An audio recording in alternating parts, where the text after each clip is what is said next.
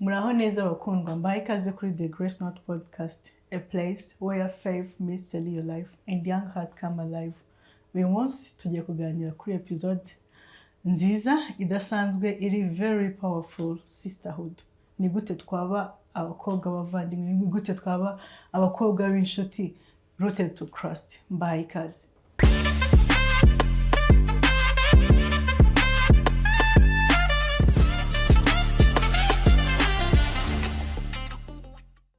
Ndi kumwe n'abakobwa beza, abakobwa b'abahanga, abakobwa bazi Imana.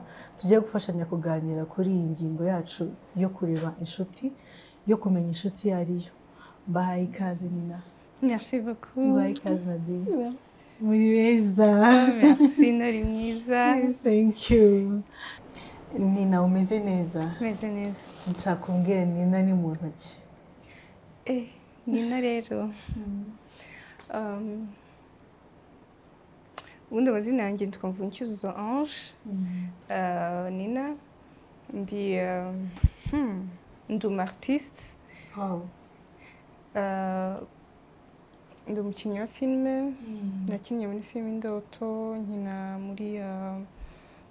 mu rya mukuru, nkina muri Queens and the Clients, nkina n'izindi. Apart y'ibyo mkina imbyino gakondo. I thought you was going to kukibagirwa No, never, we don't forget that. Mkina imbyino gakondo, nkina mu iterero Inyamibwa. Dosuje ikindi nkora ubugeni. Donc ndi umukristo, nshima Yesu ko yampaye agakiza ke ku buntu. Ewan. Yego. Ubu n'ibindi byinshi. Nitwa Uwase Nadine. Ndubatse. Wow. Ndi umubyeyi. Ndi umukristo, ndakijijwe. Ikindi nanjye naturutse kuri Love Divine Corner. Nanjye nkaba ndi umu-actrice. Si byose ndumva ari ibyo. Tugiye kuganira ku ngingo ko nawe babwiyeho, Sisterhood. Ese muri inshuti muri abavandimwe? Mfatiraho. Ibyo bintu bijya bitugora rimwe na rimwe kubisobanura. Navuga ko byatangiye ari ubucuti kuko muranasa karangira tubaye nk'abavandimwe, niko navuga. So you have so much to say about this topic. Yeah, we actually do. Yeah. Nuko nayitekereje kubera ko The Grace Note Podcast ni podcast y'urubyiruko. Yes, tugira ngo duhane ubuzima mu buryo ubwo ari bwo bwose. Niba koko abantu bose bavuga ngo urukundo rw'ukuri nta rukibaho, abakobwa ntago uziko umukobwa uvuga ngo aho kugira ngo ngire inshuti y'umukobwa nje nagira y'umuhungu. Trust yaratakaye. Niyo ndashaka ngo tuganire kandi tumenye se koko by'ukuri nta nshuti y'umukobwa yo kwizerwa ibaho. Ntago wagira inshuti y'umukobwa. Like ese ni gute twagira urukundo tugakundana mu buryo Imana ishaka? Mbahaye ikaze. Reka tubanze dusome turebe icyo Bibiliya bivugaho. Turasoma muri Baroma 19 umurongo 12, umurongo wa 9 n'umurongo wa 10. Haravuga ngo urukundo rwanyu rwo kugira uburyarya, mwanga ibibi urunuka, muhorane n'ibyiza, mube abo kuri mu rukundo, mukundane nk'abavandimwe, mujye mwubahana kuruta uko wifuza ko abandi babubaha. Byanze bikunze bimeze nk'urwo Kristo yadukunze. Nyine dukunde abantu bitari muri ritani. Ndumva nahera kuri Nina, ndifuza kukubaza ko bwawe inshuti nziza igaragara gute? Ni hehe watandukanya friend and sister? Kuko ushobora kuba ufite abavandimwe. Inshuti nyayo uyibona gute? Iki ni ikibazo kigoye kugisubiza. Inshuti nyayo, nibaza ngiye ko inshuti nyayo ikintu cya mbere ariyo mubana mu buzima bwose. Ari ubwiza, ari ububi, ari ubabaye, ari ubwishimye. ikindi mbona ku nshuti nziza ni inshuti itakujajinga cyangwa ikuvuge behind your back. Donc inshuti numva ndi free kuyibwira how I feel, numva neza ko itazanjajinga, and numva inshuti nziza ikubiyemo ibintu byinshi, but then let me just say yuko inshuti nziza uyibonera mu bihe byose unyuramo mu buzima. They are always there with you and for you. Yes. Wow. Nadi, ubona kugira inshuti y'umukobwa mu buzima bwawe ari ngombwa? Ari ngombwa? Yeah, ari ngombwa kubera ko nk'uko nabikubwiye ufite abavandimwe bawe, ufite mama wawe, none abenshi bakunda no kuvuga ngo ngiye ngo best friend wanjye ni mama. Yes, ubona kugira, reka tureke no kuvuga inshuti y'umukobwa, ubona kugira inshuti ari ngombwa kubera iki? Yego, kugira inshuti ni ngombwa mu buzima, ariko nanone ntabwo naba specific ngo mvuge ngo uyu mukobwa, kuko ngiye ikintu nemera nuko ubucuti burikora, buriyubaka. Dushobora nko guhurira nk'ahantu turi nk'abantu benshi, ariko njye nawe ubucuti bwacu bugahita buba close cyane kurusha ubw'abandi, utabigizemo uruhare ntabigizemo uruhare. Rero ntabwo naba specific cyane ngo mvuge ngo ubucuti hagati y'umukobwa n'undi nibwo kamara cyane, ariko ubucuti bwo ni ngombwa. Njye nuko mbyumva. Nanjye numva ari ngombwa. Impamvu numva ari ngombwa, ntabwo turiho nyine ngo yes dufite abavandimwe, dufite abantu nabo babyeyi barahari, n'utabagira ashobora kuba yagira sister we akamubera umubyeyi, ariko ukeneye wa muntu uyumva nk'uko wiyumva. Ukeneye wa muntu nyine ushobora kubwira amabanga yawe ku mugani wa nyina, ntakujajinge umbwire ati you know what, nakoze ibi n'ibi, wa musore namukatiye, wamukatiye, okay. This kind of phrase that works for you. Yeah. I'm with you whether you're right or you're wrong. I'm always with you. Yes. Nta muntu wanga your ex than your best friend. Yes. Yeah, numva nanjye no kuri ubucuti, kugira umuntu ubwira, kugira umuntu wumva, kubera ko umuvandimwe wawe. Ariko nanone tugarutse ku kintu cy'inshuti no kuba wenda hari ukuntu njyewe ukuntu numva inshuti. Donc kanguha urugero hagati yanjye na Nina. Yego. Nshaka kuza nkamubwira cyangwa se bakambwira, urabizi nahuye n'ibi n'ibi n'ibi, cyangwa se nakoze ibi n'ibi n'ibi. Atitaye ko ndi burakare, ntitaye ko ari burakare, akambwiza ukuri. Niba nakoze amakosa akayambwira ko nayakoze, rimwe na rimwe akanandakara, wenda tugashwana muri ako kanya, ariko nyine kubera ko turi inshuti nkaza kumva ko nta wundi muntu, rimwe na rimwe n'inama ye nkayumva kurusha iyo mu sister wanjye nk'uko wabivuze, kuko nzi ko nyine beaucoup de fois hari n'igihe usanga abavandimwe bawe yego n'inshuti zawe, ariko ugasanga muranatandukanye cyane. Hari n'ikintu utababwira, hari n'ikintu utababwira. Hari ukuntu ugatese nimba imubwira arabyumva gute, ariko nimba ibwira Nina tumenyeranye ati wakoze nabi, ariko ntari n'ikosora. Inshuti rero nziza numva nyine nikumva yego ikagumwa ikakumva, ariko nanone Nina kugira inama wabwirwa n'iki?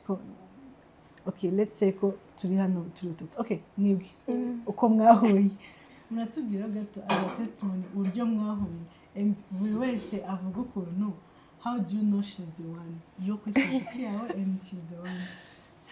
Actually twahuriye muri cinema. Yego. Yari imirie irimo abantu benshi, ariko for some reason we got closer kuruta abandi bantu twe turi kumwe aho ngaho.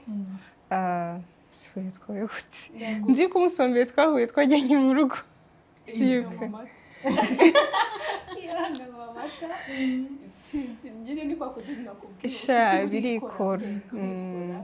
Bikagenda byiyubaka gahoro gahoro. Ese uhorana Nina nta wundi mushuti wari ufite? Bien sûr, ntago byabura ko abashuti bari bahari, ariko navuga ngo nyine ni Imana ibaye yarabageneye. Njye navuga ko ntago tugiye kuvuga ngo nyine ngo urabona ngo umusombere byagenze gutse ngo wa kabiri, but then I would say our friendship navuga gute ni Imana yabikoze uko yabishakaga, kuko hari ntabwo navuga ngo turi inshuti zi parfait twagiye dupfa utuntu twinshi twagiye dupfa utuntu tw'amafuti but then we always come back together and navuga ngo impamvu kubwanjye impamvu Nadine yambere inshuti cyane nuko nyine nta na rimwe numva ngiye kumbwira ikintu ngo numve ngo nyina ngo hogiye buretse navuga ngo niba ari umuntu nzi neza yuko iyo mbaba yarababara iyo nishimye arishima iyo nzi yuko ari ikintu cyiza ngiye gukora nabimubwira akanasenge ko sometimes ikintu gituma abakobwa benshi bishisha abakobwa bagenzi babo I would say it has a lot to do with jealousy than every other thing. Jealousy is always high.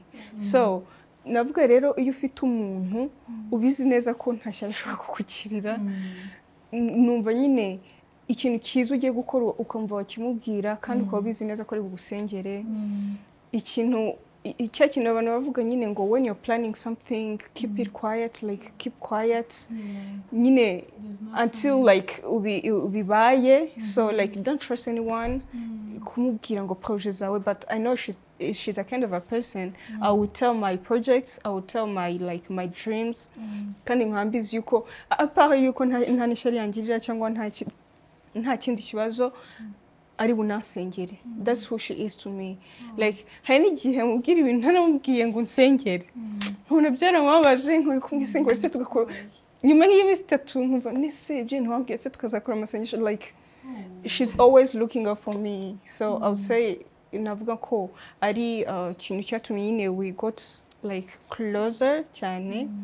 Yeah, donc ngiye ntekereza ko impamvu iyo abantu benshi abakobwa benshi ubucuti bubagora baba bafite aba best benshi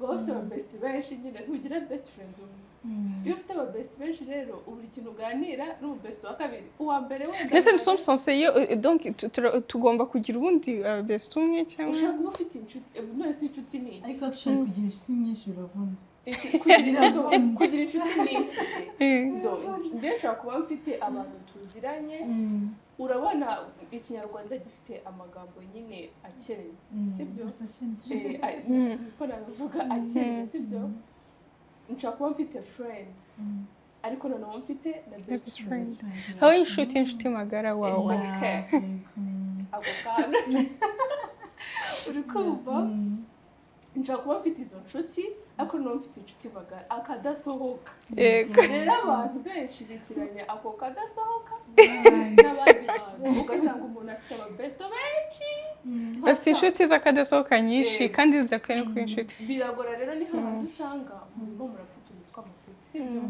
kora mushyize mu mwanya adakwiye kubamo ndimo ndakuganiriza ibintu biri personal ko nkwizeye noneho kubera ko ufite izindi nshuti ukagenda mwabuze ikintu topic muvugaho ugahita uzana noneho bikazaba ngombwa ko babashuti bawe bandi tuzahura nkasanga story yanjye yose barayizi ntangira kwibaza uyu muntu ni umuntu ukwiye kuba mu buzima bwanjye ngiye kumufata gute ugasanga nanjye kugenda nsubiza inyuma gahoro gahoro intambwe zanjye ugasanga ubwo bushuti naho bigenda bipfira. Reka tuvuge ko tujya dusengera abahungu dukundana nabo abagabo bacu cyangwa se abazatubera abagabo. Ese mwumva mwebwe bikwiye ko basengera umukobwa w'umushuti wawe nk'urugero? Okay. Cyane rwose cyane. Gutanga urugero. Kubera ko inshuti ni umuntu w'ingenzi mu buzima bwawe.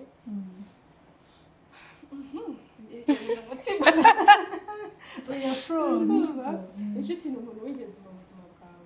Hari ahantu ugera ugasanga abavandimwe ntibakuri hafi tuvuge ushaka kuba wenda uravukiye nko mu ntara abavandimwe bawe akaba ariho baguma wowe bikaba ngombwa kuhindurana ibintu sibyo noneho ahantu ugeze ukahabona inshuti mpamvu ari ingenzi ikubera hahandi umuvandimwe yari kuba ariko atabonetse ishaka kukubera hahandi ababyeyi bawe bari kuba ariko batabashije kuboneka niyo mpamvu kuri njye numva umuntu adakwiye gufata inshuti ngo uyu nguyu twahuye twasangiye turaganira turaseka ngubwo nyine ngo abaye ngo hari indi mpamvu nanjye numva ko bikwiriye ko dusengera inshuti y'umukobwa. Okay, simbizi niba byarahereye kuri Eva ariko turi urubyiruko turabizi outside hari ibintu byinshi cyane. There is a story time numvise kuri TikTok, sinzi niba umukobwa twa Debora mujya mukurikirana agira Debbie ziteye ubwoba ngeza ni ubwoba narahamuze. Hariho yavuze ukuntu umukobwa sister wiwe munda bavukana yamutwaye umugabo. Byumva atitaye ngo uri sister wanjye, atitwaye ngo uri muri ibi. Yes, ashaka ko harabayeho n'ibyo bibazo n'ibindi. Hanyuma umuntu ngo bagiye kurwana ahita amubwira bararwanye ko yaje kubafata. It's a long story. Yaje kubafata, amaje kubafata barwanye ngo sister we aramubwira ngo utekereza ko ari wowe wenyine wakora biriya bintu se? Nanjye ndabishoboye. So we have to share. Tuve kuri icyo byonyine kumva ko ari abavandimwe bidutera ubwoba bwo gusengera abakobwa cyane kuko dusengera abahungu niko mbyumva. So hari n'andi mastori menshi cyane twagiye tugenda twumva wenda namwe muzi iyo umukobwa rwose ugenda ukabwira byose ukaba uzi ko ari we wawe nuko ukabisanga kwa rubanda bimanitse avuga ati ko nzi se nibwiye ni nawe nyine ko nzi ko Nadine nta wundi muntu ujya umenya ibintu byanjye byageze hanze. Uretse n'ibyo ngibyo, uretse no kujya kureba wenda muri stories z'iki hari ibyo tubonesha amaso tubishaka tutabishaka nk'ibintu tubona ku social media abantu hanze basa ni inshuti ziba zabikoze bari kumwe yego bakagushyira hanze utabizi. Niyo mpamvu rero umuntu akwiye, uretse ko atari nabyo, niyo mpamvu umuntu akwiye gusengera ngo uwo muntu agiye kuza mu buzima bwanjye se azamarira iki, yewe se nzamumarira iki, tuzabana se mu buhe buryo. Ibyo bintu nyine umuntu akabishyiraho umwete akabisengera ibyo bya jambo nyine byatubwiye ngo twubahe inshuti zacu tudategereje something in return. Yes. Ntabwo biba byoroshye bakobwa hanze. Ariko se nyine ko turemwe kuki mwebwe mwahuje kuvuga ntabwo biba byoroshye. Ndisubije ndanibaje ndanisoza kuki mwebwe mwahuje kuki ese ubona ari iki gishobora gukomeza ubucuti? Nyine nibyo nibaza ni iki mwe mwakoresheje kugira ngo nanjye mukoreshe. Shanjye navuga ngo ni Imana no gukundana.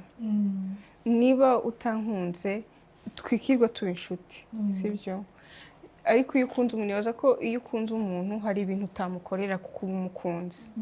Iyo umukunzi ntabwo wamugirisha ariko kuko icyo agomba kugeraho uwa wumva ari nk'icyanyu mugezeho.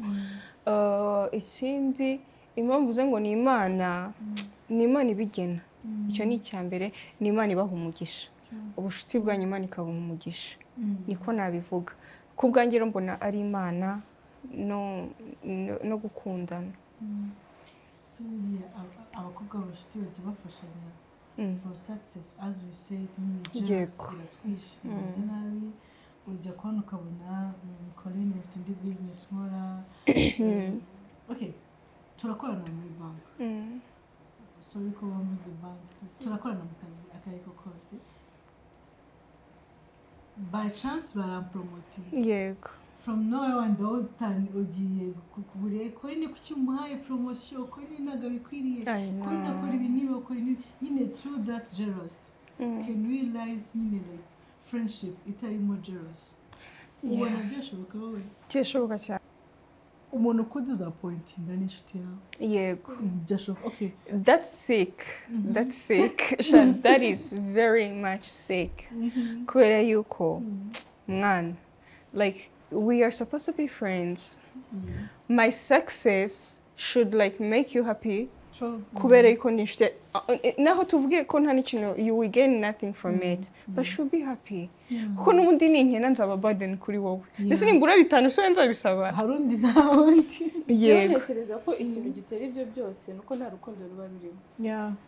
Kuko ijambo ry'Imana mu Bakorino ba mbere ritubwira Bakorino ba mbere 13 ku mbuto z'urukundo hari ahantu reka nsome nk'umurongo wa 4. Nta kibazo. sibyo abakorino ba mbere abantu badukurikiye bafite umwanya baza kuza gusoma icyo gice cyose ariko reka dusome nk'umurongo wa 4 haravuga ngo urukundo rurihangana rukagira neza urukundo ntirugira ishyari urukundo ntirwirarira ntirwihimbaza abantu bakomeje gusoma bavuga ko urukundo ruri hejuru y'ibintu byose ukunda umuntu rero umwifuriza ikintu cyiza ukunda umuntu ntiwifuza kumubona ari hasi wifuza guhora ubona iterambere kuko nina natera imbere njyewe nzaba nateye imbere nanjye nintera imbere nawe azaba ateye imbere nta mpamvu nimwe kandi n'ubundi natanabigira wenda uwo mugisha ari kugira imana ntabwo ari ngiri yego nicyo kintu gisekeje ibyo ntabwo twariho tubivugarya niba ngo uri kugisha ikintu yego ndibuze kukibura mu buryo bumwe cyangwa ubundi ariko ninyibura ntabwo urikibura nuko tuba duhombye twese kandi kiramutse ni naramutse abonye icyo kintu nabigiriramo inyungu impembwa amafaranga menshi wazabura amafaranga y'inzu uyigura ariko nitwe mbiri tuyabura ubwo nyitwe mbi tuzaba dukina ubwo wowe ugera kuri uwo bosi ahubwo atari kunyenera umwana mwiza wo kwizerwa ukaba ari wowe umuvugira atari ko ndamufite nahise niba waranze ko hagera mwese mukaguma muri ubwo butayu nta mpamvu ibintu byose rero uretse no mu bucuti gusa mu kubana urukundo nirwo kuganza byose. But there's this competition tubona nyine outside.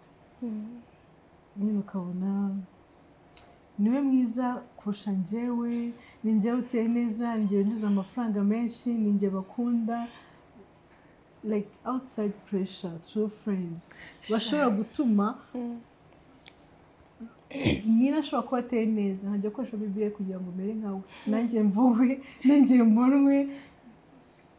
Maybe ko icyo kintu gishobora gutuma ako kantu ka is it jealous cyangwa se kutishimira. Ibyo rero byo harimo n'ubwana kabisa mwongere kubivuga gutya ngiye ari ibintu babona yego hari ibyo rero mbona umuntu mukuru ari ibintu aba yararenze cyo kwiyoza ngo natine bavuga ko ari mwiza ubwo gutanduta hari ibintu ngira ngo kuko umuntu aba yarakuze ibintu aba yararenze kabisa kuko ubundi buri muntu ngiye kubwanjye buri muntu uwo ari wese akwiye kwizera ko ari mwiza kuko confidence niho hambere ihera kumva kuri mwiza kumva ko ushoboye tuvuge niba ku mugani mwe muri mu kazi mwembi ukabona Nadine baramupromotinze uba ugomba kwizera ko icyo ni igihe cyane Nadine nawe cyaho kizaza ariko impamvu nge mbona hazamo ibyo byose nuko icyambere cyo ubona udashoboye ko nashoboye kukurusha buriya nge nabigenza gute ngewe ko numva ngewe utwo tuntu twose duhera mu tubazo nk'utwo ngutwo twakwibaza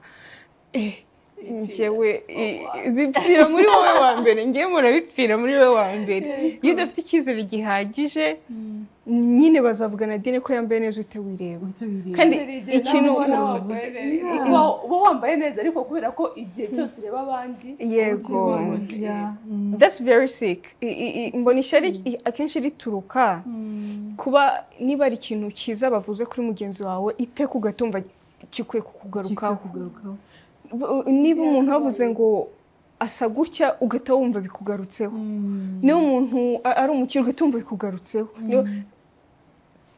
niba ibyo Nadine nyine n'ibyaremewe kuba Nadine n'ibyaremewe kuba Nina cyangwa Corinne donc ibintu icyo kintu tukize kikava mu mitwe yacu twabaho neza kurushaho. And there's that friendship nyine if you're like eko depending cyangwa se konka like yego urayibaho kandi barahenshi ibaho akaba badani ko base njye sister wiwe njye wundi dupfana iki ku buryo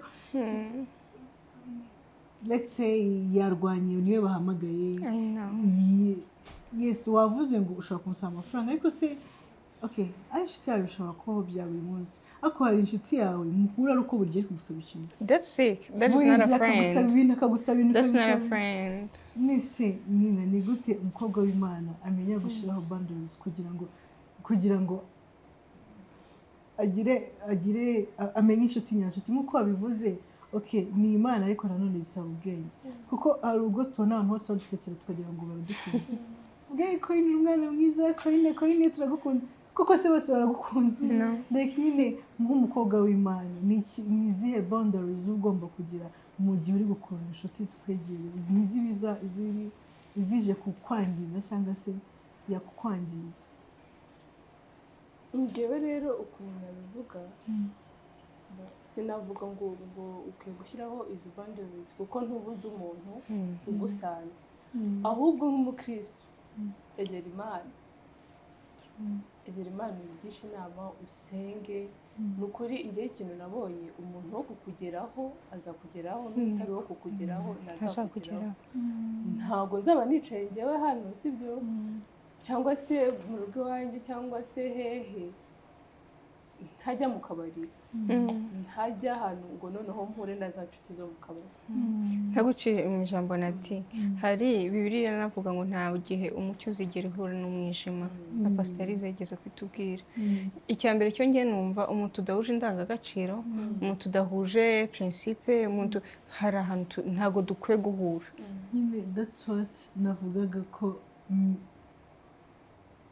hari icyo ufite kuba kizatuma umuntu wawe kuko aza utari uw'akazi akagenda like nibaze bose ngo no wrong yes ashobora kuza ari wrong akashaka gutwara umwana nizera ko Imana ibyo bintu bikora uko wegerana n'Imana mu gitondo urabyuka ubwira Imana mfashe umunsi wanjye ugende gutya na gutya na gutya uko nguko ubibwira Imana yibwire ngo ndashaka inshuti zimeze gutya na gutya izo nizo zizagusanga izo nizo zizakwegera ariko nanone natwe nk'abakobwa twirinde kugenda twasamye kuba basama usibye n'ibyo nati none se reka nkweke kori wenda uri umuntu wikundira akabari umuntu wikundira boîte ntiduhuriye aho ngaho wenda duhuriye mu kazi runaka ariko ntabwo uzampamagara kabiri ngo tujyane muri boîte wumve simpari ngo dukomeze tube inshuti ku mugani wa Nadine bisaba nanone kuba maso kandi ukanavuga gute ugakomera kuri principe za niba uri umuntu utajya mu tubari ubwo ntujya mu tubari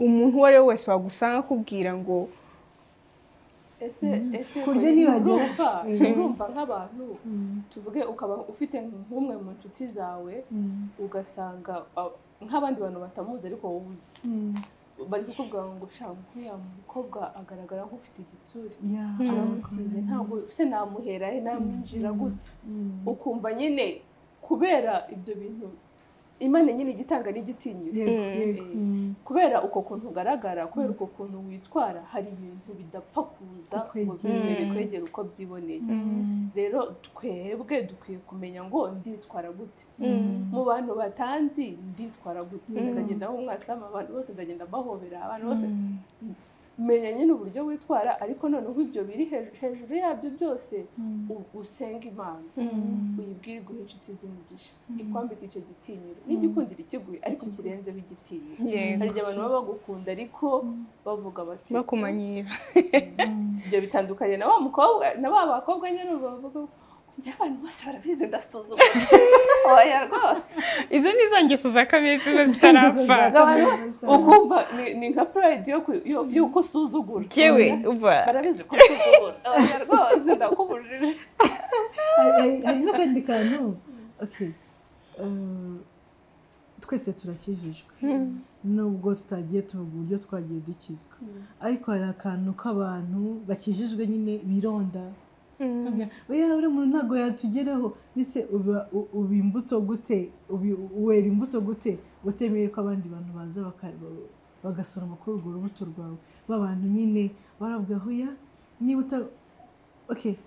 ndumva nabaza nyine buri mwebwe murabyumva gute kugira inshuti like nyine kwifunga kugira ngo hatagira umuntu ukugeraho cyangwa se kuba uri zahabu ntihagire ugukora ngo nawe wenda yake kandi murabizi ko bihari shakuri ngere tuba pardonner kubera yuko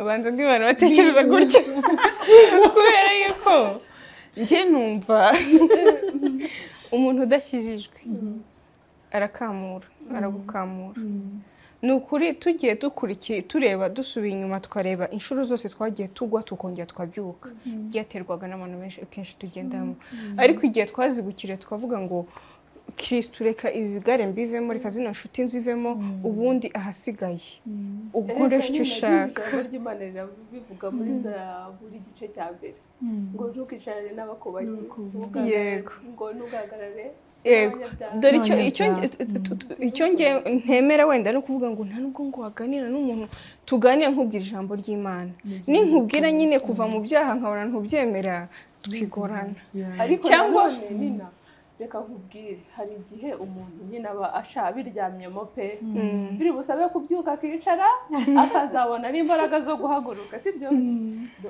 njye simvuze ko ngo wivugana n'abanyabyaha wivugana n'abapagani ko nanjye ndi umunyabyaha yego simvuze ngo wivugana n'abanyabyaha wivugana n'umuntu w'inzoga wivugana oya ahubwo wowe nk'umukristo menya ibyo muvugana menya umwanya muhana yes nibyo ngiye kuvuga yego ntago bivuze ko tutaganira cyangwa ngo tujye ariko sinshaka yuko nkurura cyane ku buryo tujyana muri izo nzira kandi byarafashe umwanya kubivamo kabisa hari ikiganiro twigiye gukora kuri Love Divine Corner n'umutumirwa wacu turamusuje cyane umukobwa ukunda Yesu pe bibwira ibyo bintu kujya uzabivemo biravuna mwana kuki ngomba kuriska kongera kubisubiramo kandi nzi imbaraga byantwaye kongera kubivamo ariko icyo dushaka clarifyinga hano ntago ture abamarayika twese tumaranira kugera kuri Kristo rero iyo tuvuga gutyo no kugira ngo ndagerageza mwana rero mu gihe ndi kugerageza wiza kuhurura usubiza inyuma sibyo suko mpanze suko ari no kuganira twaganira iyo tukaganira n'ubuzima busanzwe ko bibaho ku inshuti zacu zose ntago zikijijwe ariko twiganira ngo kandi ngo niba uhagurutse ngo ngo ngiye nenge kuvuga ariko niba ugiye ahantu wishaka ko tujyana kandi niba byanze winyanga wigize ngo mutagatifu wigize umbabarira uyu Kristo dukurikira aragoye kubana nawe biragoye kandi si tuvugisha kuri raryoshye isa raryoshye ngema numva iyo wasinze kare gasasasho ugira kuva yo ubuzima bworoshye sibyo cyangwa nyine ibyaha biraryoha tuvugisha ukuri biraryoha kandi for some reason it gives us this sensation yo kumva uri free they say a sin feels like it's free you feel like it gives you this sensation yo kumva uri free until you want to leave it that's when you know yuko cyakintu urya you were not free nibwo ubona kiguholdinze rero iyo wagize imbaraga zo kukivamo faites le moyen possible kugira utazagisubiramo kuko kugwa biroroha rimwe na rimwe hari nk'igihe nk'abantu batarasobanukirwa ibyo nina yari ari kuvuga hari n'igihe uba wumva ni inshuti zanjye nzabahindura bakaguhindura koko yego kuko erega izo siko niko twese twabayeho tuwe ubuzima buzamuka bumana ukageraho njye narwaye depression for a very long time kubera yuko I know the happiness iba muri Christ and I know what's going on there like ku yindi side I know what's going on nkumva rero kubera iki why am I always going back to this nshuti zanjye let me repeat this we are not angels we are not holy we are just trying we are just trying to get back to Christ we are running toward Christ nukuvuga ngo ubu buzima ubaho wabyutse ejo wongeye waguye wabyutse ejo Yesu yakuryoheye ejo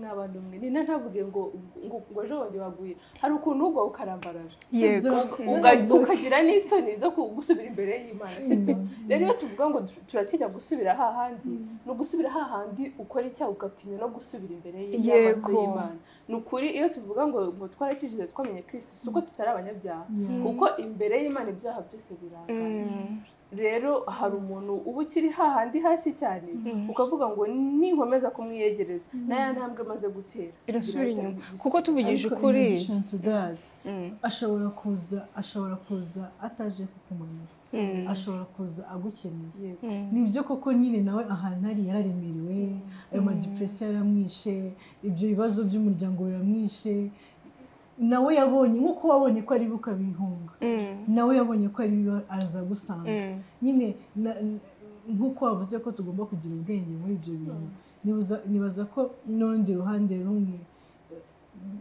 yes we cried for Jesus ariko twibuke ko nanone abakobwa hari igihe tubanira nawe kugira ngo aza kuririre akubwira ikintu yumva ibyo uri kuvuga ariko umuntu uje guhungiraho atandukanye n'umuntu ushaka yego no mu kinyarwanda bavuga ngo wiga aratuwanga kubera yuko uwo nguwo nyine abakeneye abashaka ngo umufashe ko bivuyemo njye nabivamo gute iyo aje ameze gutyo ameze nka wa wundi nyine yavuze uri bubashe kwicara agatega amatwi akamubwira ijambo ry'Imana akamubwira akajya n'ubushake ariko na wa wundi ari bubwira ijambo ry'Imana akavuga ngo wareke akasha mwigize oya mwigize atagatifu ega natwe turakije natwe turakijwe tujye gusenga agiye kumubwira ngo reka ngende umukristo ngo ndakubwiye ko ntari umukristo ndabivuze ndakijijwe yego mana si iri judgmental y'abantu yes birabaye ko ubona inshuti ariko biranoroshye kwiga. Let me tell you this one thing. Nubwo mbona dusa naho twatandukiye but it's okay. Let me tell you guys this thing.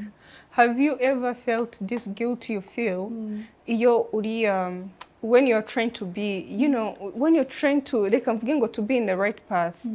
Ukuntu icyambere cyo uba wumva n'ivuge wigize umukristo cyane si we uriya muntu ejo ndi ntiyakoze ikintu ejo ntiyakoze aba yigiriwe iki like people be judging a lot to the point you feel like reka ese twasincheceke kuko noneho ukumva ngiye ibintu byajyaga bimbaho ugera kuri level yo guceceka nyine guhamya bikanga kubera yuko urabizi yuko uyu munsi uri mu bihe byiza ibintu udashaka gukora ariko ushobora kuzongera kugwa so bikagera igihe utinya guhamya Kristo niba ari ikintu kibi cyambere ku mukristo ni igihe ageramo cyo gutinya guhamya Kristo kuko na Kristo yavuze ngo nutampamiriza imbere y'amaso y'abantu nanjye nza guhamiriza imbere ya data ikintu cyambere satani agomba kutwaka na dini yabivuze ndabitekereza icyambere kuba uguye mu byaha ugatekereza yuko utagaruka imbere y'Imana wabaye kahebwe nicyo kintu satani agomba cyambere kugushyira mu maso kugira ngo utaza kugaruka icya kabiri iyo uri wa muntu ugerageza ugwa ukongera ukabyuka uba wumva uri so ashamed kuvuga Kristo kuko numuvugesha ukongera ukabasubira inyuma uzaba ubaye simbizi uzaba usebye uzaba ugejeje abami babiri yego rero inge mbona icyo mwuka wera dukora duhazambaraga icyambere we admit ko turi abanyabyaha turi abanyantege nke kandi na Bibiliya bivuga ngo uvuze ko atari umunyabyaha yise Imana nyabinyoma turi abanyabyaha ariko nanone tumaranira kuba abo Kristo yifuza tumaranira nyine gukora ibyo Kristo ashaka uyu munsi byanze ariko ejo bizakunda ntucibwe intege yuko uyu munsi byanze ugakomeza ukamuhamya kuvuga uti sindi marayika ariko Kristo uba muri nge nukuri ni Kristo nyine ni Imana n'umunyakuri ndirega ku mugani wawe niyo byanze bakakubwira ngo Imana uhora usenga iri hehe yego nawe ukavuga sibundi ko kwiri hehe yego nukuri ubusubira inyuma ariko uvuze ati yo nsenga ndayizi hari n'ubwiza kugira ngo ibemeze bati kumbe kuko yarasengaga buryo kuko yarasengaga tunagarutse kuri topic yacu nyine ni twavugaga uburyo ki how to be a godly friend like to uplift other women to uplift other ladies ese mureke mbaze ko wari wagiraga inshuti sibyo njyewe ntabwo nigeze ngira inshuti nyinshi ndagiraga inshuti imwe byakwanga reka ngafata ukereka nkubaze wigeze ugira nk'inshuti simbizi wenda nimba waravuze ukijijwe kugeza ubu ngubu ariko reka tuvuge ko hari igihe wagezemo wenda ibintu by'agakiza ukaba bishyize ku ruhande wigeze ugira inshuti musangira ibintu byose ibihe byose noneho byagera mu gihe cy'agakiza bikanga nazigize ariko okay mbere yo gukizwa harabona agize mbareka kubwo ku mugani wa Nina bari babantu nyine bakunda party bakunda ibiki ama house party amayoga n'ibiki kandi ibyo ntabimenyeye rero ku mugani wo kugira ngo akomeza konke ndabareka ndagenda so I meet up with n'abandi ariko nk'uko topic yabivuze nyine ngo how to lift up others. Ntangiye mu bintu byo kwemera no kumenya Imana cyane ntabwo twabyumvise kimwe azi nyine nk'uko n'abandi babigenza. Ntabwo mwese mwumva Kristo mwe ntabwo mumwakira cyane. Yes, ndabareka ariko guess what I did, narabasengeye. Yeah, kuko friendship ni ikintu gikomeye umuntu atapfa kubona ahandi. Nk'uko ujya ugira ikibazo Nadine akagusengera. It's really kubibona mu bandi bakobwa bose mugendana nabo mubyinana biragoye ko wababona. So kuba mwarabaye inshuti mu gihe kirekire kandi mu bintu byose noneho byagera kubwo gukorera Imana cyangwa se kubwo kumenya Imana bigahagarara. You know what, niyo task ya mbere Imana ibiguhaye kugira ngo iguhereze ibindi. Hariho abantu twaganiriye mu kiganiro cyashize barimo baravuga nyine ijya koresha ihera ku rugo. None se koko niba izo nshuti zawe muri kumwe zikunaniye outside uza abo ugiye kubana nabo mu rusengero bo uzabashobora. Byarambayeho biranashokinga cyane kuko kwemera kwanjye nibyo ari kuvuga ko ari gukina ngo se ninjye mubi ninjyewe ugira uvuga okay kumenya Imana ni bibi cyangwa nyine should I be with them cyangwa ndabikabya ati ibyo by'Imana kori gabanye ibyo bintu. So ngira umwanya munini cyane wo kubasengera kubera ko okay Imana wenda izatubaza ibyo twakoze cyangwa imirimo yacu ariko se nanone nizatubaza nabo bandi twari dushoboye kugera aho tutagezeho. Like do your part. Ndavuga okay man ndasubiye inyuma ngiye gukora my part, you do the rest. Nukuri nateye intambwe imwe Imana irabagarura. They call me Koli, harya Friday uraza kujya gusenga yindaza kujyayo.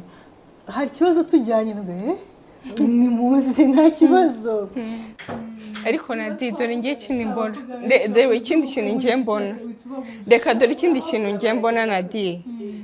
Ngiye ukuntu twabanaga na Nadine. Tuvugishwe inagariko tukibana. Kuko nashoboraga no kumamagana saa sita nijoro kuko sinatinyuka ko abafite umugabo babana kuvugira kuri telefone saa sita nijoro. I feel like that's too much of disrespect. Kumuhamagara kereka wenda afite ikibazo kigize. Activities zose zo mu rugo ntago zifata umunsi wose ku buryo waburamo iminota 30 cyangwa se iminota 15 yo kuvugana n'inshuti yawe maze amakuru wiriwe gute bimeze mbese aguhe update. Urabizi nyine abakobwa kurutse uvuga nahuye n'inshuti cyashya bimeze gutya na gutya muvuge nkuko mwavuganaga wenda umwanya uze kuba mutoya ariko mwavuganye. Nibaza ko buri wese yagira message abakobwa bagenzi bacu kuri how to live the other women, like how to be good friends. Nihereyeho mbere na mbere sengera inshuti zawe izikwegereye n'izikwegereye zisengere zibe hafi kandi niba gukeneye ngo akumve like umwumve. Abantu bari guca mu bintu byinshi cyane bitandukanye kandi abakobwa turyoherwa no kubwira mugenzi wacu ko twiyumva. Nuko ihangana umutega amatwi ari nubwo bumva ari kukuboringa avuga ibintu byinshi cyane. Ihangana umutega amatwi nge numva kugira ngo duterane imbere nako dutezanye imbere mukunde nkuko nawe wakwikunda. Nge message naha abakobwa bagenzi banjye n'abamama icyambere nkuko Kolina bivuze dukundane. Nge imbabaza mumbere bivuge nanga ukuntu abakobwa baba barafashwe nk'aho ari bagira amagambo. Ibyo ni ibiganiro by'abagore ubwo kandi usanga ari amatiko y'abagore man kubera iki ndabicyanga. First of all, that's a stereotype igomba gucika. Abakobwa bose n'abagore bose bagira amagambo. S'il vous plaît. Niko kuri. Abagore amagambo y'abakarega. Oya njenanga ngo amatiko yose ngo oya iyo bije ari ngo amagambo biba byabaye ngo by'abagore. Abagabo se nibagira amagambo nabo tubizi. Turabizi ntabwo bagira amagambo. Ubu niwe wayafite kurusha nuko tubyorere. So ikindi cya kabiri reka dukundane dufashanye ibintu by'amashyari tubishyire ku ruhande pe. Njye mba numva umuntu ugira ishyari no kuba afite ikimwaro, njye mba numva ari ibintu biteye isoni mwana, kuko n'ubundi icyo uri kugira ishyari mugenzi wawe. Njye ejo bundi na Nadine twiye kugira ikiganiro tubiganira tuvuge ubundi ishyari ni iki. Hari ukuntu abantu bavuga ishyari ukaba utazi ishyari cyari cyo. Ishyari ni ibyiyumvo ugira ku muntu ari ikintu kiza cyamubayeho ukumva niba atari we cyabayeho nawe ntigikwiye kumubaho. Niyo mpamvu umunyarwanda yicaye aritegereza arareba aravuga ati umuntu wageze ku rwego rwo kugira ishyari uburozi hafi aho no kwicara kwica uri kumva kubona Nadine afite imodoka niba atari ngifite twese tuyibura utubara amapine kandi ubu twese tuyibura tugenda twese mu mvura kandi yameze yantwari. So usibye sinabagore gusa sinabakobwa gusa iki kintu ishyari mu bantu ni ikintu giteye Imana, ni ikintu giteye ubwo Imana yo mu ijuru ikwiye kuzareba ikagira uburyo idohoramo ikagikiza abantu. Njye kambwira abantu bigirira ishyari, umuntu ugira ishyari nazajya ajya kugira ishyari ajya abanza atekereze ngo biriya bintu nagiriye ishyari natabibona biranzaho usanga nago bikujusha uko ni ubusa twese duhombe nicyo bikorera twese duhombe. Ariko numva umuntu agize urukundo urukundo ruba rwatsinze ibintu byose. Kandi ikindi tuba abakristo banyabo, nuko tuba abakristo banyabo dukunde Kristo tugerageze ukuntu nyine ibyaha bikwizingiraho ariko ugakomeza ukarwana kandi tuba inshuti zifatanya kuzamurana. Ngenda bizi ko ndumwe mu bantu bajya bagira ibihe byo gucika intege byinshi, ariko ndabizi neza ko Nadine ajya nzamura kenshi. Ndabizi neza ko hari igihe nyine biba byanze akambwira ati dupanga amasengesho ubwo ntugo uzaza usenge ariko mbizi ko ahambereye kandi mbizi ko ari kunsengera dusengerane tubwirane ijambo ry'Imana. Donc dukunde Kristo, ni dukunda Kristo bwa mbere ibindi bintu byose bizaza ari inyongera. Sondi aza challenge nakuntu nkatwe abakobwa namwe mwese muzumva iki kiganiro ubundi nta kuntu twafatanya twese hamwe tugakora iri jambo ryo kuvuga ngo reka abakobwa ntibakundana ngo nta nshuti zibaho. Kubera iki? Barahari, nagenda mufite n'abandi barabafite.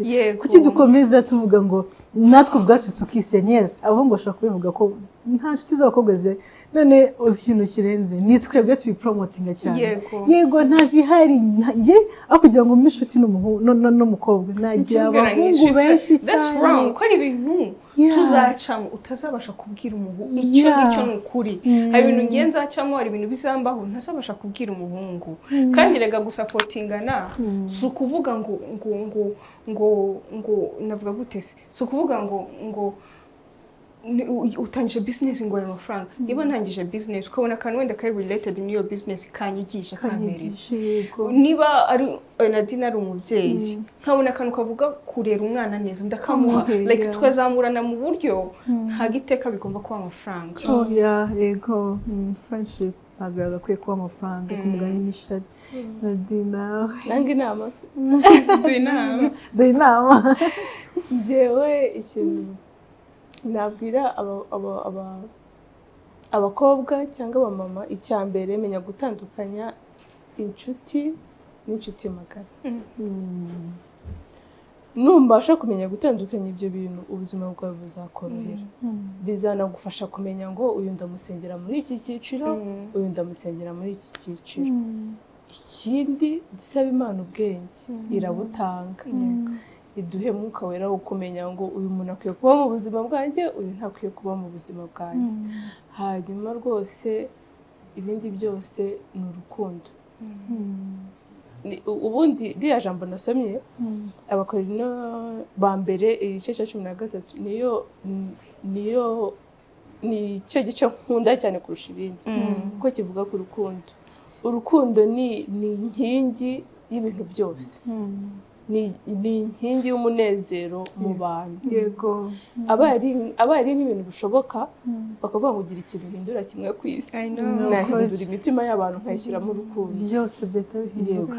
Iryo shyari ntibyaboneka ibyo twahoze tuvuga urwango iki ibyo byose ntibyaboneka ku bantu bafite urukundo rero dusabe n'Imana iduhe urukundo tubone urwo dutanga ntabwo wasaba ikintu nawe udafite ibyo ngibyo ndumva ariyo nama naha abakobwa si abakobwa gusa wenda nubwo ntazi ibintu byinshi by'abahungu ariko ubwo nabo oya nabo bakunda niwangu tuzabagaruka muri The Grace Note podcast nenge kubashimira ko ndashimira mu kanya tugira igice cyitwa Vibe for Christ yes we are youth mbonye nigeze kubona ntuza yiwe nigeze kubona challenge yiwe barimo baramubaza ngo kuki wambara gutyo kandi uri kuvuga ibintu by'Imana tuvuga ati ibuka ko ndi umusore ese yambara nabi nyine bari kumubwira ngo yakaba yambara ishati na congo iyo rero tuvuga ngo ibuka ko regara utuntu dukwiye gucika ntabwo umukristo aboa no you guys are wrong Christ being a Christian it doesn't mean you have to be a boring person hari ikintu you guys nshaka kubwira abantu bakurikira The Grace Note Mirakari yavuze ku bintu byo gusenga gucika intege ndagira ngo nibutse abantu muvuze ku bintu by'amatise n'iki bitaribuka ukuntu kera abantu batubwira ngo dusenge kumva gusenga ntago ibintu nzahora bivuga iwacu ndabivuga gusenga ntago ari kuvuga ngo giti kiganza marumba bwuga ntago oya rwose ibyo bintu mu bihindure gusenga no kubaka umubano hagati yawe n'Imana ukamenya uko nkuko twari turi kuvuga ku kibazo cy'inshuti sibyo nzi ukuntu nabana na Corinne nzi ukuntu nabana na Nina nzi ukuntu nzi ko Corinne yanga ibi ngibi nzi ko Nina akunda ibi ngibi uko kuntu mbasha kumenya gutandukanya ibyo bakunda n'ibyo banga niko kuntu nkwiye kwegera Imana nkayifata nk'inshuti yanjye nkayiganiriza yibwira Imana umunsi ndababaye wige imbere y'Imana ngo pretending wibwire ngo ndagushima ko wandinze kandi umutima wawe nta mashimwe ari umutima petu wige imbere yayo ngo yibwire ngo uyu munsi ngo ndagushima ngo byangendekeye gutya oya kandi umutima wawe nta mashimwe ari yibwira uko umutima wawe umeze ko kwirabira twige gusenga Imana twige kuyibwira amarangamutima yacu donc igihe wumva ucitse intege yibwira ati Imana uyu munsi ndumva nta kime rwose ndwaneho uko nako ubusenzi wishaka wivuga ngo kujya imbere y'Imana sukwishwanyagura amazi wapi rwose nabyo ngibyo byo gukizwa oya in Christ we vibe we vibe for you ko tujye dukoma urusyo dukome n'ingasire nago niba tuvuze ko ku bintu by'imyambaro tuvuze ngo muhenure oya ndababujije kuba umukristo ni ukugerageza gukora ibyo Kristo ashaka kandi Kristo yavuze ngo turi umunyu w'isi kandi abandi bavuga ngo turi imbuto ni ukuvuga rero kimwe mu bintu bigaragaza imbuto z'umuntu ni imyambarire umuntu akikubona ataranumva n'amagambo agusohokamo atakureba rero iyo umuntu akurebye atavuga ati uyu muntu hari imbuto namusoroma cyangwa izo ntamusoroma tujye tuvugisha ukuri hari ukuvuga ngo niba uri urusengero koko umuntu ashobora kukubona hagiye hose akabona n'urusengero maze rubamo amadirishya na sinzi ko se abantu bajya bavuga ngo agakiza ari mu mutima ni mu mutima ariko umugani uwanira ni wo uvuga ngo hari agatuki kabakomeje mu mutima kavuga no agakiza ni mu mutima nibyo turabyemera ko ni ku ijambo ry'Imana ribivuga ariko ibintu biri mu mutima wawe birasohoka tukabibona n'inyuma reka nkubwire ko ijambo ry'Imana riravuga ngo muzabamenyera ku mbuto bera true kimwe mu bintu twe twemera kuri Love Divine Corner nuko twahawe agakiza kugira ngo natwe tugatanga donc turi abambassadeurs n'abambassadrices b'Imana hano ku isi icyo umukristo ashinzwe kimwe mu bijya umukristo ashinzwe ni ukuvuga Kristo ni ukumenyesha batamuzi ko bamumenya ni ukumuvuga abantu bose bakamumenya bakamenya ko agira neza bakamenya Kristo rero umukristo ntabwo uzamutanga hari uko nawe utameze neza ntabwo uzaza kumbwira Kristo my friend mbona so people be like you are judging like sometimes we are not judging sometimes we are actually speaking the truth turi kuvuga ibyo turi kubona because ukomeza uku hari ukuntu utambwira bitewe n'uko ndi kukubona mu kanya uvuye gutukana hariya ujye kumbwira ukuntu Kristo ari urukundo ntugatukane n'ibibi kandi uri kubikora oya nagutora marayika ariko turagerageza donc turagerageza twese kugira ngo dushimishe Kristo. So time for vibe. Oh my God. Kubagira mana muzagaruke. Ahubwo uzadusure kuri Love Divine Corner. Kubagira ni ibintu bidasanzwe. Nadi. Niye surprise yo kubona muri iyi minsi. Surprise. Kumwabye. Iki kintu kidasanzwe giherutse kukubaho. Cyiza cyangwa ki? Byose ni surprise. Subiri. Kundeba.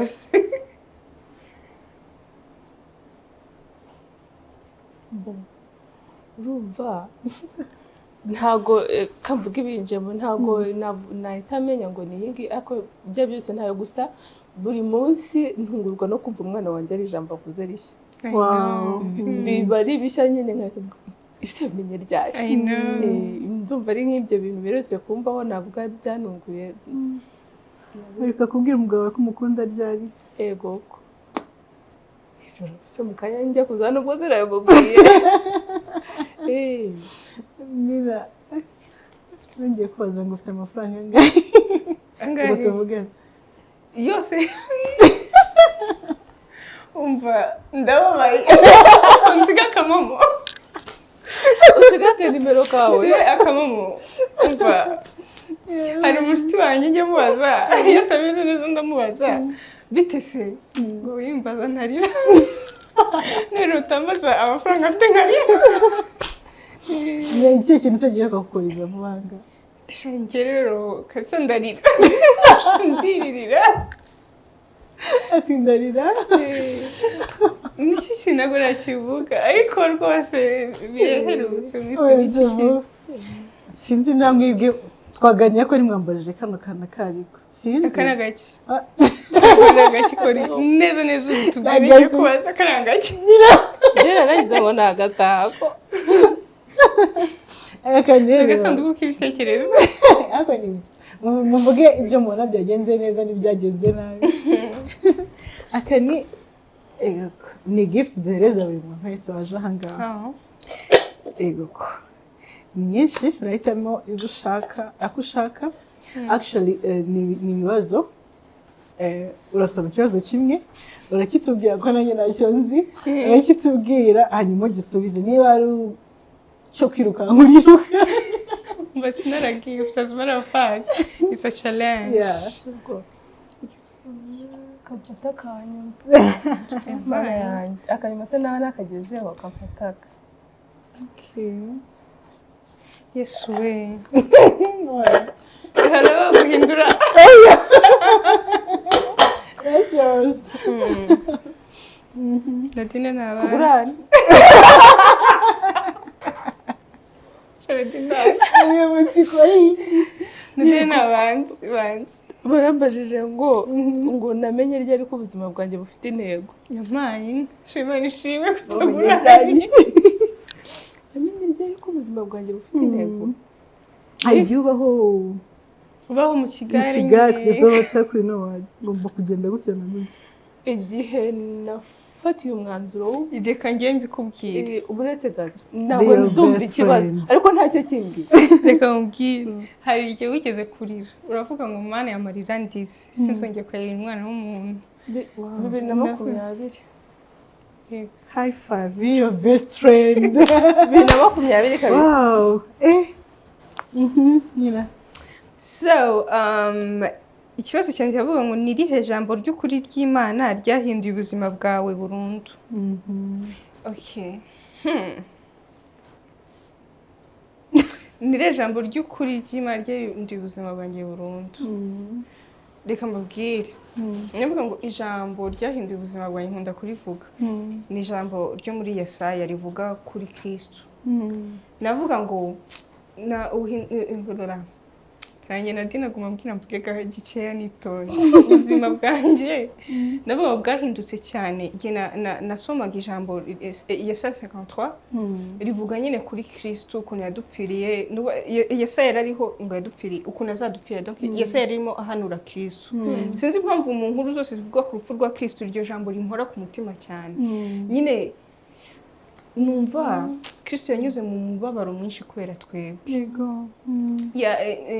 Navuga ngo icyo gihe nyine impamvu mvuga ko ryahinduye ubuzima bwanjye iteka iyo ndi mu bihe bitari byiza, mu bihe byo gucika intege, mpita nibuka rya jambo, mpita nibuka Kristo wampfiriye, Kristo nyine ibintu byose yanyuzemo kugira ngo mbi wundi we aka kanya, kugira ngo mpabwe agakiza.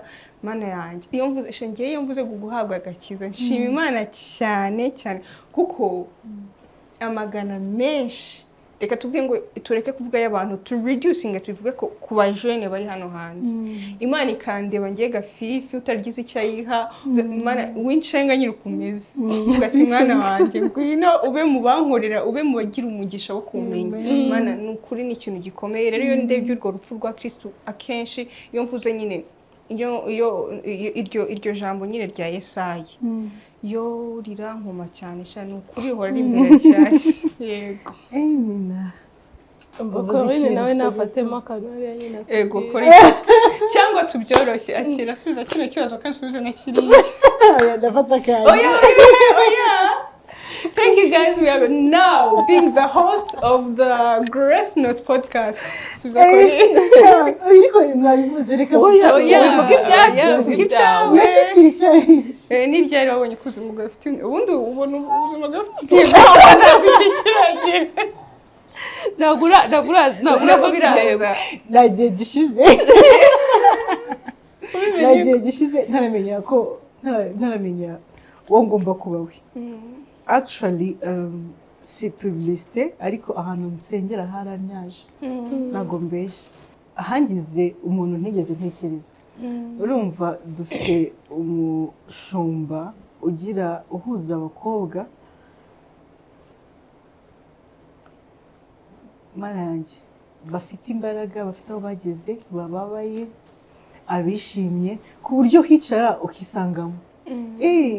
Nagafite papa nanjye ntabwo umufite, kumbi yabayeho. Ni umukobwa yagize business nanjye nayigira. Guhorana n'abantu bakumva nawe. No kuri byahise bituma ngiye mpageze ntabwo mbesha n'ibyo imishangi yafunguze.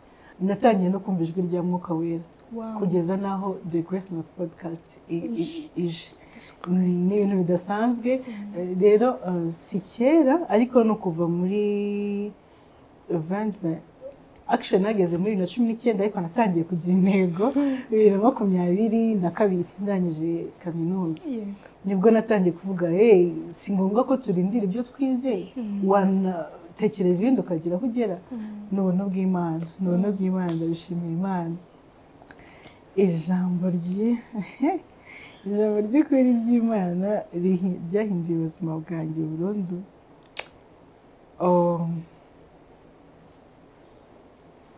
Ntabwo rifite aho ryanditse, gusa hari amagambo aba muri Bibiliya akomeza kunyubaka. Kumva ko Yesu ari urukundo, kumva ko Yesu ababarira. Kubera ko ntabwo turi abatagatifu. Tunyura mu bintu byinshi cyane ku buryo uvuga utse Imana yambabarira. Na bya bindi na kwa kundi byose nibyo ntavuga yabibabarira. Ako sitira akakubwira ngo ino mwana wanjye ndakubabarira. Yesu agira neza. Akakomeza akaguha kuri ya migisha yiwe nubwo uteze, nubwo utejejwe, nubwo utagize. Kumva ko Yesu ari urukundo, kumva ko Yesu ababarira. Nge ibyo ayo magambo ahindura ubuzima bwanjye burundu ku buryo numva ko nanjye yes biragoye ariko naba nkawe. Yakoze cyane kuza gutanga ubuzima. Niko njya mvuga The Grace Note podcast navuze ko ni place where faith meets. Like uzana ukwemera kwawe, ukwizera kwawe, ukazana ukwawe nanjye nkazana ukwanjye tugatanga ubuzima. Nyine ni urubuga rw'urubyiruko. Dufite imyemerere myinshi itandukanye. Hariho rwose abantu babaye, hariho abantu bakeneye kumva Imana by'ukuri, ariko nyine hari n'ubwo bayumva mu bantu bakuru bakavuga ati wowe wabimenye ushaje, kuki twe tungana nabo, kuki tuyizi. Rero ni ugutanga ubuzima. Mwakoze cyane rero kwemera gutanga ubuzima bwanyu kugira ngo hagire abandi bamenya Kristo. Twari turi kuganira kuri sisterhood, how can we have a godly friend and that we can lift each and other. Nizera yuko mwaryohewe, nizera ko mwaryohewe, muzakomeza kutubwira n'ubundi buryo mwifuza ko twazajya tubiganiraho. N'Imana akomeza abarinde, tubahaye ikaze no mu kindi kiganiro cy'ubutaha. Murakoze.